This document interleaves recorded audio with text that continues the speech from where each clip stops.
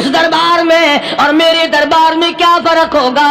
وہ کافر کا دربار ہے، یہ شہنشاہ کائنات کا دربار ہے، رحمت للعالمین کا دربار ہے، ساقی کوثر کا دربار ہے، شافی محشر کا دربار ہے، اللہ کے محبوب کا دربار ہے، آمنہ کے در یتیم کا دربار ہے، فاطمہ الزہرا کے ابا کا دربار ہے۔ اور بلال جلدی کر، میرے دربار میں کافر کی بیٹی آئے، میں اس کا بھی پردہ کروں گا۔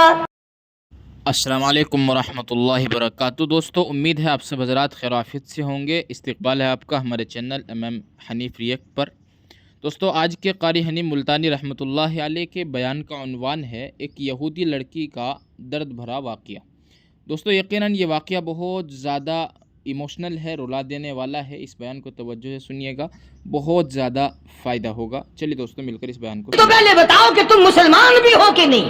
مسلمان یوں ہوا کرتے، آنکھ مسلمان والی نہیں، زبان مسلمان والی نہیں، ہاتھ مسلمان والا نہیں، دل مسلمان والا نہیں، نیت مسلمان والی نہیں، یہ مسلمانی ہے؟ صحابہ اکرام رضوان اللہ تعالیٰ علیہ مجمعین، اللہ تعالیٰ کی کروڑ رحمتیں نازل ہو حضرات صحابہ اکرام کی قبروں پہ۔ دربار رسالت ہے، سب کہہ دو صلی اللہ علیہ وسلم۔ سبحان اللہ، کتنے خوش نصیب تھے وہ لوگ جو محمد کریم صلی اللہ علیہ وسلم کی مجلس میں بیٹھا کرتے تھے۔ کانوں میں آواز آتی تھی مصطفیٰ کریم کی، دیدار ہوتا تھا امام الانبیاء کا۔ کتنے خوش نصیب تھے یہ لوگ۔ جنگ سے واپس آئے صحابہ کرام، ایک لڑکی کو پکڑ کے لائے جو لڑنے آئی تھی، کفار کے ساتھ مل کر مسلمانوں کا مقابلہ کرنے آئی۔ میدان جہاد میں سے صحابہ کرام پکڑ کے لائے، قیدی ہے، کافرہ عورت ہے، غیر مسلم ہے۔ شہنشاہ کائنات حضرت محمد الرسول اللہ صلی اللہ تعالی علیہ وسلم کے دربار میں لا کے بٹھا دیا۔ ننگے سر ہے، ننگے منہ ہے، ننگے ہاتھ پیر ہیں۔ اللہ اکبر۔ کبھی آپ نے سوچا نہیں کہ تو کتنے بڑے نبی کا امتی ہے، کتنے بڑے سردار کا غلام ہے؟ رحمت والی چادر اتار کر فرمائی، او بلال، یہ میری چادر لے لے، اس لڑکی کے سر پہ ڈال دے، پردہ کرا دے۔ عرض کیا گیا کسی کافر کی لڑکی ہے، یہودی کی لڑکی ہے، عیسائی کی لڑکی ہے، غیر مسلم کی لڑکی ہے، میدان جہاد سے گرفتار کر کے لائی گئی، قیدی لڑکی ہے، لڑنے آئی تھی، مارنے آئی تھی، اسلام کی دشمن ہے، دین کی دشمن ہے، قرآن کی دشمن ہے، مذہب کی دشمن ہے، خدا اور اس کے رسول کی دشمن ہے۔ اللہ تعالیٰ کے نبی حضرت محمد کریم صلی اللہ علیہ وسلم نے فرمایا، او لوگو ٹھیک ہے، لڑکی کافر کی ہے، کفر کی حالت میں پلی ہے، کفر لانے آئی ہے، کفر کو بچانے آئی ہے، اسلام کا مقابلہ کرنے آئی ہے، اسلام کو مٹانے کے لیے آئی ہے، پر اے میرے دیوانوں، یہ تو بتاؤ، اپنے باپ کافر کے دربار میں بھی ننگے سر بیٹھے اور میں کالے کملی والے کے دربار میں بھی ننگی بیٹھے۔ سبحان اللہ۔ پھر اس دربار میں اور میرے دربار میں کیا فرق ہوگا؟ وہ کافر کا دربار ہے، یہ شہنشاہ کائنات کا دربار ہے، رحمت للعالمین کا دربار ہے، ساقی کوثر کا دربار ہے، شافی محشر کا دربار ہے، اللہ کے محبوب کا دربار ہے، آمنہ کے در یتیم کا دربار ہے، فاطمہ الزہرا کے ابا کا دربار ہے۔ اور بلال جلدی کر، میرے دربار میں کافر کی بیٹی آئے، میں اس کا بھی پردہ کروں گا۔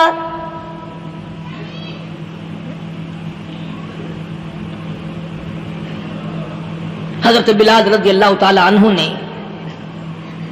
ذرا ایک اور لطیف سی بات ہے، تھوڑی سی باریک سی، اگر آپ سوچیں، لڑکی ہے تو کافرہ، لڑکی ہے تو بے دین، ہے تو اسلام کے دشمن۔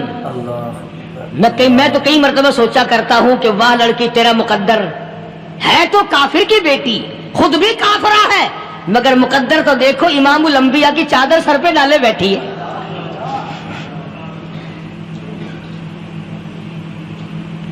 سوچیں یہ چیزیں، ہمارے دماغ یہاں تک کہاں رسائی کرے؟ میرا تو دل چاہتا اگر میں ہوتا اس کافر بیٹی کے ہی پاؤں دھو کر پی لیتا۔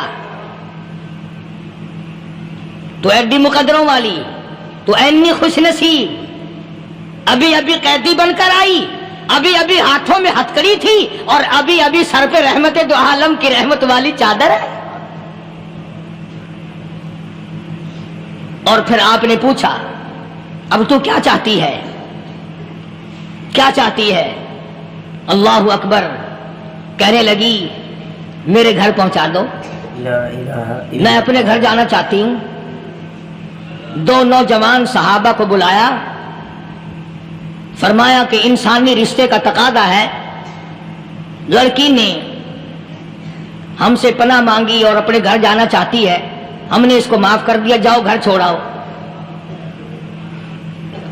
اب گھر پہنچانے کا مطلب یہ تو تھا نہیں کہ حسین گائی پہنچا دو، دولت گیٹ پہنچا دو، خدا جانے کتنی دور گھر ہوگا، لڑنے جو آئی تھی۔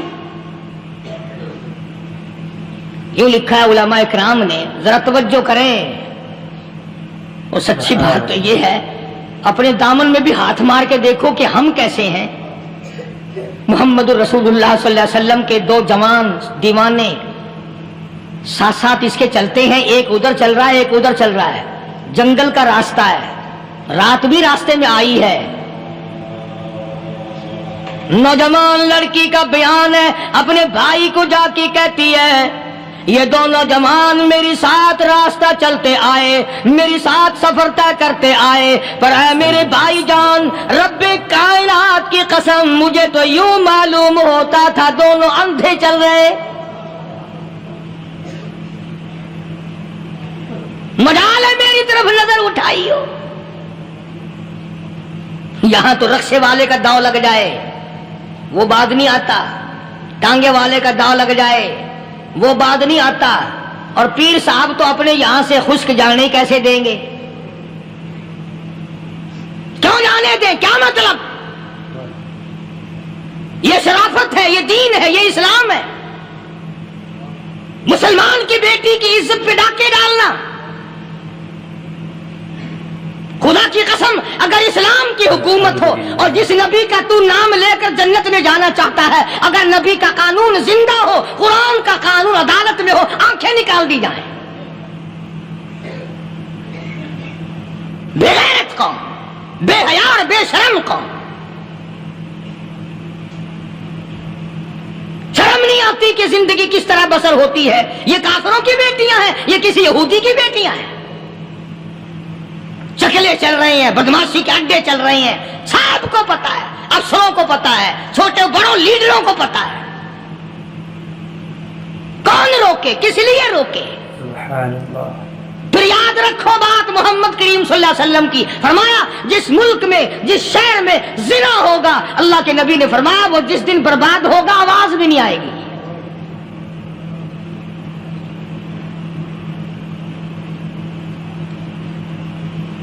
مسلمانوں کے یہاں سے ہو کر دربار نبوت سے چل کر رحمت دو عالم صلی اللہ تعالی علیہ وسلم کی چادر اوڑھ کر لڑکی اپنے گھر پہنچی۔ بھائی نے پوچھا بتا مسلمانوں نے تیرے ساتھ کیا برتاؤ کیا؟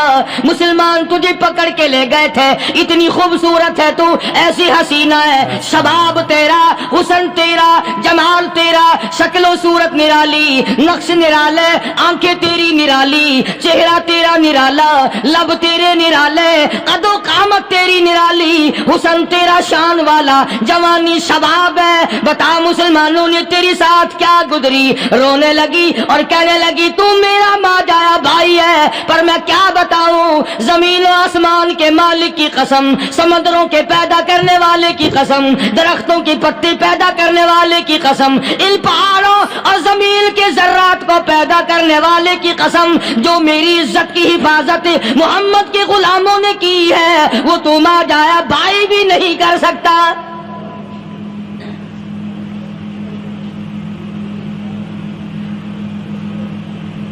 صداقت صداقت ہوتی ہے، حقیقت حقیقت ہوتی ہے، چھپتی تو نہیں۔ کاغذ کے پھولوں سے خوشبو کیسے آئے گی؟ پلاسٹک کے پھول گلاب کے بنا کر سرانے میں لگانے تو آسان ہے، مگر گلاب کی خوشبو نہیں تم لا سکتے۔ سبحان اللہ، سبحان اللہ۔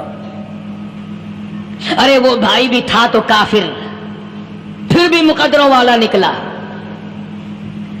انہوں نے تو کفر چھوڑ دیا اور ہم سے ریت نہیں چھوٹتی، رسمیں نہیں چھوٹتی، ہم سے شرک نہیں چھوٹتا، ہم سے بدعات نہیں چھوٹتی۔ بھائی کہتا ہے بہن کو، توجہ کرو، کبھی دنیا میں انصاف کی بات کرنے والے لوگ بھی زندہ تھے۔ کفر اسلام ایک اور چیز ہے، انصاف کی بات تو کہا کرتے تھے۔ بھائی کہنے لگا بہن سے کہ میری بہن، چادر تیرے سر پہ نبی کی، کالی کملی والے کی چادر تیرے سر پہ ہے، یہ اس کے دیوانے تجھے ساتھ لے کے آئے ہیں اور انہوں نے تیری عزت اور آبرو کی حفاظت کی ہے، تو یہ بتا کلمے سے خالی آئی؟ ایسے دربار سے خالی آ گئی؟ ماشاءاللہ، خزانہ لوٹ رہا وہاں تو خالی تو نہیں آ گئی؟ بہن کہنے لگی کہ ہاں خالی آئی ہوں، مطلب یہ کہ میں نے کلمہ نہیں پڑھا، ایمان قبول نہیں کیا، دین قبول نہیں کیا، اسلام اور اس کا مذہب میں نے قبول نہیں کیا۔ بھائی کہنے لگا تف ہے تجھ پر، تجھے ایسے دربار سے خالی اٹھتے شرم نہ آئی؟ اور دربار رسالت ہو خالی آ گئی؟ کیا بات کہی ہے عورت نے، سبحان اللہ، اللہ اکبر۔ کہنے لگی دو وجہ سے میں نے کلمہ نہیں پڑھا، دل میرا چاہ رہا تھا، اندر میرا کہتا تھا کہ جب میرے سر پہ یہ چادر آئی میرا تو دل چاہتا تھا کہ لپٹ جاؤں قدموں سے آقا کے۔ بھائی میرا دل چاہتا تھا میں کھڑی ہو جاؤں دربار میں اور یوں کہوں میرا دل ہو تیرا گھر ہو، میرا دل ہو تیرا گھر ہو، تیرا ڈر ہو میرا سر ہو، تمنا مختصر سی ہے مگر تمہید کولانی۔ میں نے کلمہ دو وجہ سے نہیں پڑھا۔ پہلی وجہ تو یہ کہ جب تو سنتا، تجھ تک یہ بات پہنچتی کہ میری بہن نے کلمہ پڑھ لیا، تو شاید تیرے دماغ میں یہ بات نہ آ جائے کہ میری بہن سے مسلمانوں نے زبردستی کلمہ پڑھوایا ہوگا، اس لیے میں نے نہیں پڑھا۔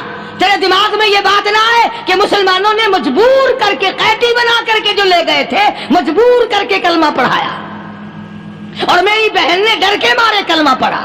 کلمہ پڑھنے کا پختہ پروگرام ہے، مزہ تو اب آئے گا نا، یہاں سے آزاد ہو کر جاؤں گی۔ اور دوسری بات اس نے اور پتے کی کہی، کہنے لگی بھائی میں نے کلمہ اس لیے بھی نہیں پڑھا کہ بہن جنت میں جائے بھائی دوزخ میں جائے، اصل میں تجھے لینے آئی ہوں، دونوں چل کر اس دربار کی غلامی کریں گے۔ میں نے یہ خوف کھایا کہ میرا بھائی غصے میں آ کر کفر پر اور مضبوط نہ ہو جائے، اس لیے مجھے آنے کی کوئی ضرورت نہیں تھی۔ اور کہنے لگی او میرے بھائی وہ دربار کوئی واپس آنے کا تھوڑا ہی ہے، وہاں تو جو گیا قربان ہو گیا، جو گیا قربان ہو گیا۔ چلو چلتے ہیں دونوں بہن بھائی آ کر حضور اکرم صلی اللہ علیہ وسلم کے ہاتھ پہ کلمہ پڑھ کر مسلمان بن جاتے ہیں۔ وہ نبی کی ایک بات دیکھ کر کلمہ پڑھ کر مسلمان بن گئے۔ ہمارے سامنے لاکھوں حدیثیں، ہزاروں قرآن کی آیتیں ہیں، پر ہم آج تک مسلمان نہ بنے۔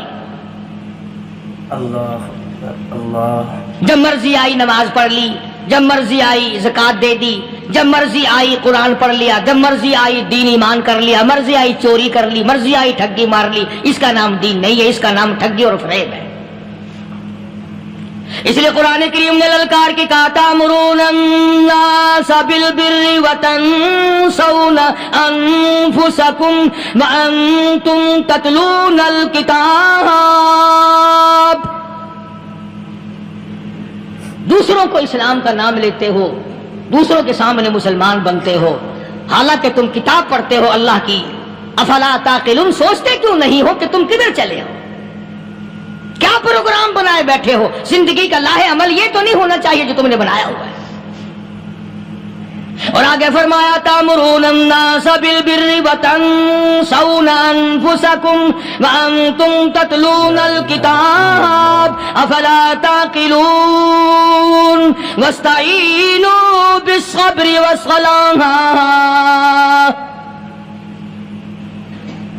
اگر تکلیف آئے، پریشانی آئے، کوئی مصیبت آئے تو صبر اور نماز کے ساتھ قائم رہو۔ یعنی صبر نماز کے بغیر حاصل نہیں ہوگا، اور نماز قبول ہوگی تو صبر خود بخود آ جائے گا۔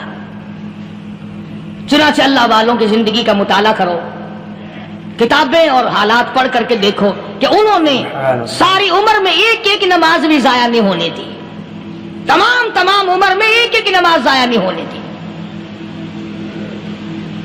اور ہم لوگوں کی جوانی یوں ہی بیت جاتی ہے، جوانی یوں ہی گزر جاتی ہے۔ اسی کو کہتا ہے کہ کچھ نہ پرواہ کی میرے دین کی، آج میں تمہاری پرواہ کیسے کروں؟ وَإِنَّهَا لَكَبِيرَةٌ إِلَّا عَلَى الْخَاشِعِينَ۔ اللہ پاک خود فرماتے ہیں کہ نماز بھاری نہیں، نماز مشکل نہیں، نماز پڑھنا کوئی تکلیف نہیں، مگر ان لوگوں کے لیے، ان لوگوں پہ کوئی مشکل نہیں جو اللہ سے ڈرنے والے ہیں، اللہ کے خوف کو دل میں بسانے والے ہیں، جن کا یقین ہے کہ موت آئے گی اور اللہ کے یہاں جا کر کے میں نے منہ دکھانا ہے، ایک دن خبر میں جانا ہے، حشر نشر نے بھی آنا ہے، قیامت نے بھی آنا ہے، جس کا ان تمام چیزوں پہ یقین ہے۔ اللہ فرماتے ہیں الا علی الخاشعین، ڈرنے والے کے لیے تو کوئی چیز نہیں، اور جو نہیں ڈرتا اس کے لیے تو پہاڑ ہے نماز پڑھنا۔ صحابہ کرام نے تو ایسی ایسی نمازیں پڑھی۔ صحابی ہے مدنی کریم صلی اللہ علیہ وسلم کا، اپنے باغ میں نماز پڑھ رہا ہے، گنجان باغ ہے کھجوروں کا، کھجوروں کا باغ پکا کھڑا ہے، صحابی نماز پڑھ رہا ہے۔ ایک پرندہ کبھی ادھر سے آتا ہے کبھی ادھر جاتا ہے، گنجان باغ ہے، وہ نکلنا چاہتا ہے، پرندے کو راستہ نہیں ملتا، تو دوران نماز صحابی کی نظر پرندے پہ لگ گئی۔ دوران نماز صحابی کی نظر، وہ پھڑک پھڑک جو کرتا تھا نا کبھی ادھر، صحابی کی نظر پرندے پہ لگ گئی، نماز میں بھول گیا۔ بس اتنی سی بات ہوئی، آیا دربار رسالت میں اور کہنے لگا یا رسول اللہ وہ سارا باغ لے کر اسلام میں وقف کر لو، جس باغ کی وجہ سے میری نماز خراب ہو جائے میں وہ باغ ہی نہیں رکھتا۔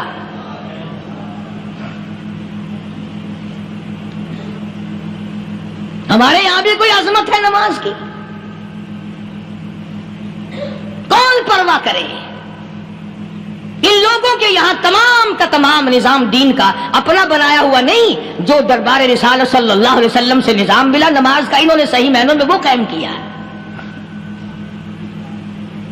کیسی مشکل میں ہوئے، کہیں بھی ہوئے، جس حالت میں بھی ہوئے، نماز پڑھنی ہے، ادا کرنی ہے۔ چنانچہ ان کی نمازوں میں اتنی برکت تھی، سیدنا امیر معاویہ رضی اللہ تعالی عنہ کی حکومت ہے، صحابہ اکرام ابھی زندہ ہیں، افریقہ کے گھنونے جنگل میں بہت بڑے صحرا میں چھاونی بنانے کا پروگرام بنایا۔ بڑے جنگل ہیں، بڑے درخت ہیں، بڑی بھیڑ بھاڑ ہے، بڑے جانور ہیں، شیر ہیں، چیتے ہیں، گھگیاڑ ہیں، بڑے بڑے موذی جانور ہیں۔ تو اس علاقے کے لوگوں نے بتایا کہ تم مار کھاؤ گے، یہاں تو بڑے بڑے جانور تمہیں کھا جائیں گے، تم یہ کیا سوچ کر آئے ہو؟ تمہیں یہ نہیں چھوڑیں گے، جانور کھا جائیں گے، تمہیں یہاں چھوڑی بناؤ گے؟ صحابہ کہنے لگے نہیں، ہمارے پاس ہتھیار ہے۔ کمانڈر کہنے لگا، ایک صحابی تھا حضور اکرم صلی اللہ علیہ وسلم کے زمانے کا دیدار کرنے والا، بڑا دیوانہ پروانہ۔ کمانڈر نے اسے حکم دیا تو 2 رکعت وضو کر، 2 رکعت نماز ادا کر، اور 2 رکعت نماز ادا کرنے کے بعد درخت پہ چڑھ جا، اور درخت پہ چڑھ کر یہ آواز لگا، او جنگل کے ہاتھیوں، او جنگل کے بھگیاڑوں، او جنگل کے شیروں، او جنگل کے موذی جانوروں، اور ناگ وٹھوؤں، اور سانپ بیچھوؤں، اور فلاں جانوروں، اور فلاں جانوروں، ہم غلام ہیں محمد عربی صلی اللہ تعالی علیہ وسلم کے، اور میں تمہیں حکم دیتا ہوں 24 گھنٹے کی اجازت ہے، 24 گھنٹے کے اندر تمام جنگل خالی مانگتا ہوں۔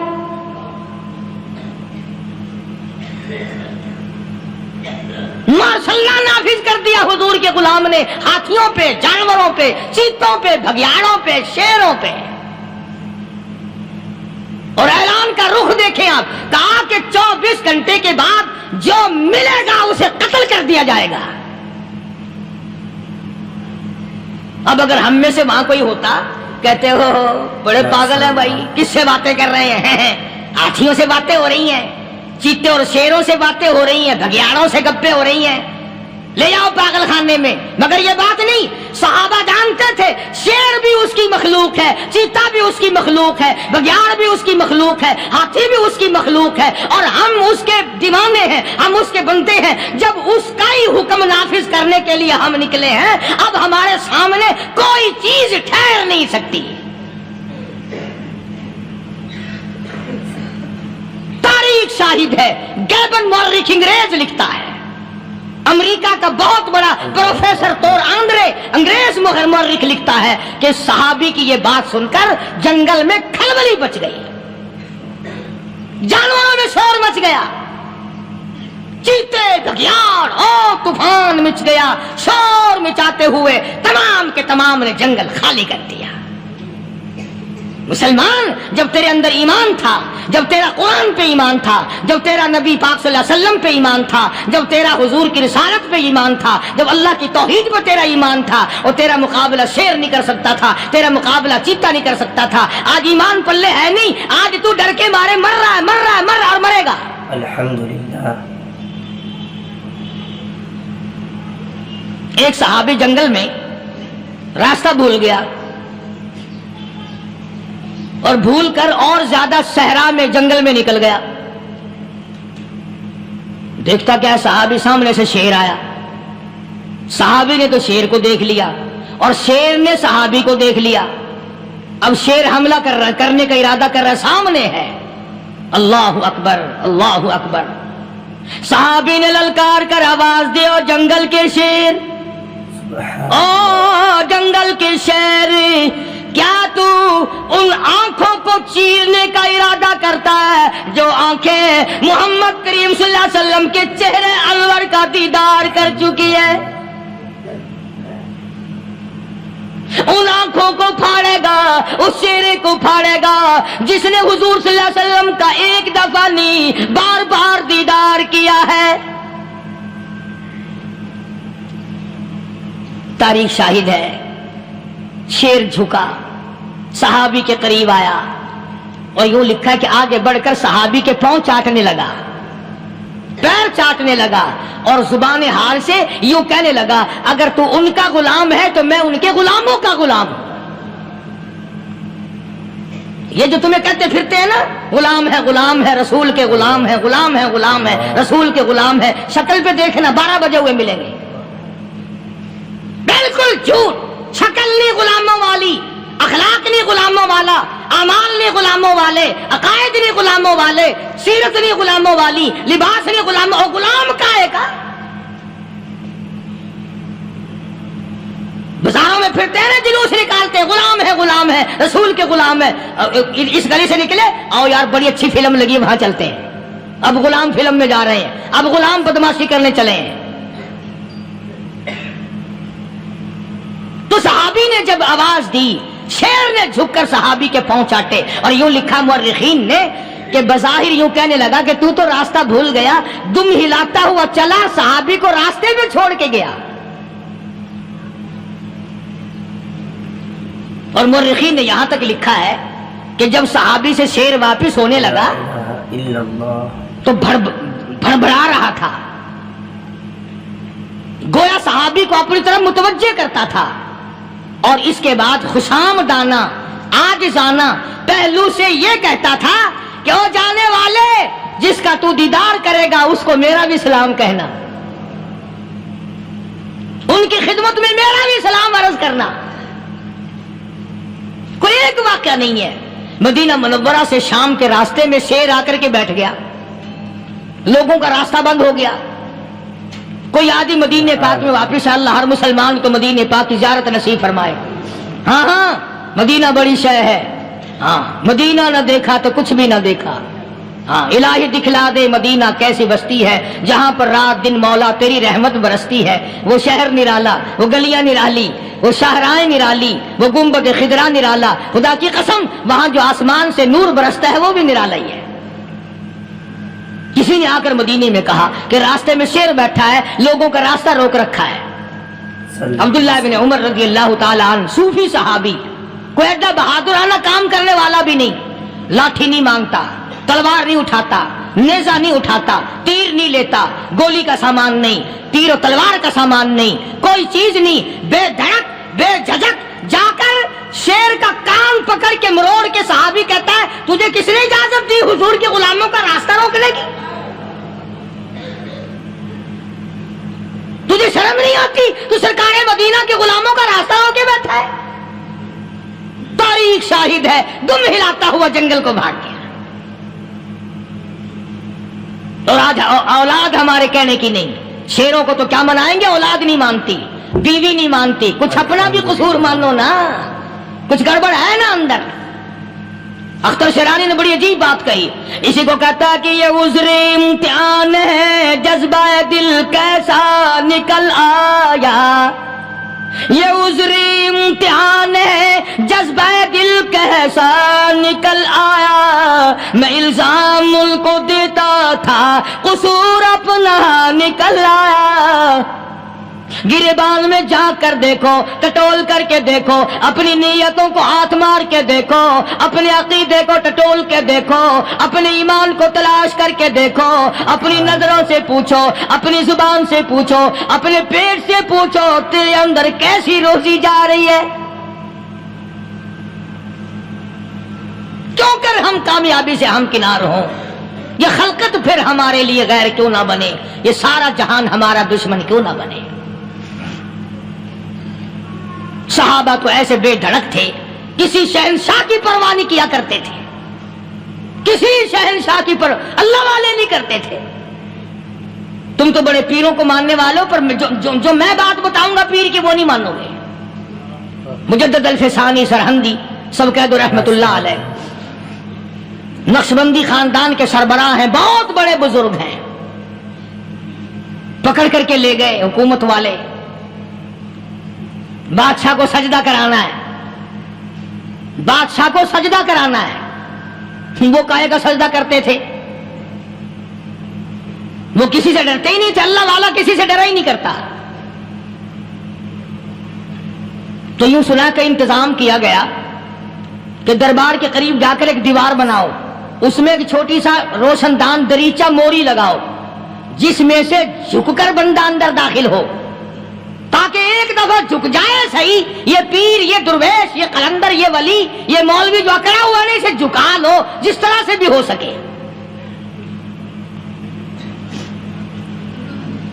اب تمہاری نظروں میں تو ہماری کوئی قیمت نہیں، تم جو یہاں جمعہ پڑھنے آتے ہو تمہارے خیال میں ہماری کوئی قیمت نہیں، وضو کیا، سنتیں پڑھی، جمعہ پڑھایا، بس ہمیں نہ کوئی جانتا ہے نہ کوئی پہچانتا ہے۔ تم کیا جانو کہ صوبائی ہوم ڈپارٹمنٹ میں ہمارے تذکرے، مرکز گورنمنٹ میں ہمارے تذکرے، کون سیدھا چل رہا ہے، کون الٹا چل رہا ہے، کون ہمارے لیے خطرناک ہے، اور تمہیں کیا پتا، ہمیں تو لوگ ڈبل سٹار لکھتے ہیں۔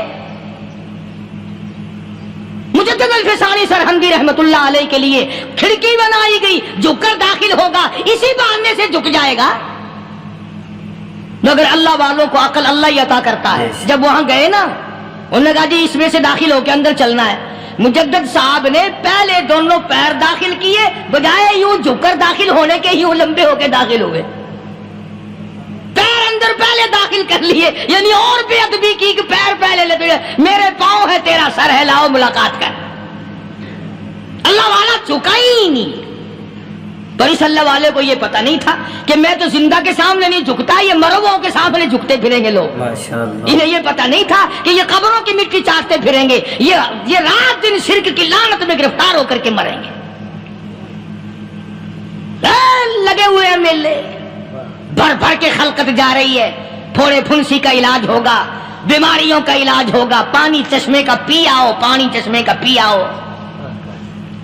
مخدوم رشید کے علاقے کے سارے سال اس کھڈے میں لوگ بھاگتے ہیں، اور انشاءاللہ یہ اس مہینے میں جا کر وہ گو کا ملا ہوا تبرک پی کے آتے ہیں۔ بڑا بہترین تبرک ہے وہ۔ نوح علیہ السلام کی قوم نے کشتی پخانہ کر کر کے بھر دی تھی نا، حضرت نوح علیہ السلام اللہ کے حضور میں رو پڑے، فرمایا دیکھ میرے رب، تو نے حکم دیا، کہاں سے لکڑیاں لایا، چختے چیرے، تختوں کو جوڑا، اتنی محنت کی، میں نے کشتی بنائی اور ان ظالموں نے ہگ ہگ کے بھر دی۔ فرمایا میرے نو گھبرانا، اگر انہی سے نہ چٹوا دوں تو میری خدائی کیا ہوئی۔ گھبرانا، 950 سال مار کھانے والے پیغمبر میں تیرا ساتھی ہوں، تو کیوں گھبرایا؟ کانوں تک لبا لب پخانا کر کر کر کے بڑھتی، قوم میں بیماری پھیل گئی۔ الحمدللہ۔ جو عورت چلے کہاں چلی کہ نوح علیہ السلام نے کشتی میں پخانا کرنے چلی ہوں، جو بڈھا پرانا پیپا جائے بڑے میاں کہاں جا رہے ہو؟ کشتی میں پخانا کرنے چلا ہوں۔ اللہ میاں نے خارش کی بیماری بھیج دی، چھوٹے بڑے امیر غریب جوان بوڑھے مرد اور پھرے آگا پیچھا کھجاتے ہوئے کسر کسر کسر کسر تنگ ہو گئے سارے۔ وہ ایک بڈھا بڑا خارش کا مارا ہوا تنگ بیمار بھی بعد نہ آیا، وہ کشتی کے کنارے پہ بیٹھ کے پخانا کرنے لگا نا، پیر پھسل گیا دھڑم اندر تبرک کے، اب وہ ساری جان لتھڑ گئی، سارا سن گیا۔ باہر آ کے پانی پونی سے صاف کیا، وہ جہاں جہاں گندگی لگی تھی نا وہ خارش ہی ختم ہو گئی۔ چڑھ گیا درخت پہ کہنے لگا آؤ خارش کی دوا مل گئی، بیماری کا علاج مل گیا، آؤ مفت۔ آ گئی دنیا بیماری میں، اور کیا چاہیے؟ بھاگی بھاگی خلق۔ انہوں نے کہا ہے، انہوں نے کہا بظاہر دیکھنے میں یہ گند ہے، یہ کھاج کی دوا ہے، من لو اٹھا کے، لب بھر بھر کے